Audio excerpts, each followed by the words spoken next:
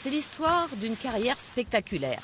Parti à l'âge de 22 ans comme conseiller municipal de Neuilly-sur-Seine, Nicolas Sarkozy est arrivé à 52 ans à l'Élysée. Le jour de son intronisation, il remercie Jacques Chirac, celui qui l'a lancé en politique et celui qui l'a fini par écarter.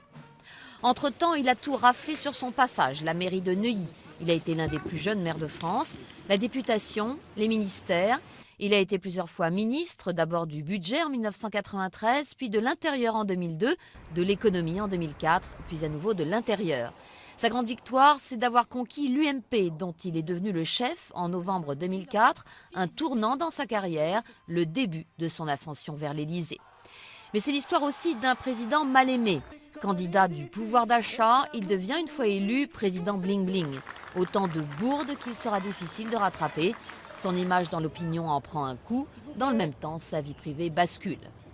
C'est l'histoire aussi d'un homme qui cherche sa légitimité à l'international. Libération des infirmières bulgares, révolution libyenne, sauvetage de l'euro, il s'est affiché sur tous les fronts. Infatigable, battant, voire nerveux, il est aussi connu pour ses dérapages de langage. C'est mieux, soyez plus aimable encore. Et pour avoir bousculé l'image de la fonction présidentielle.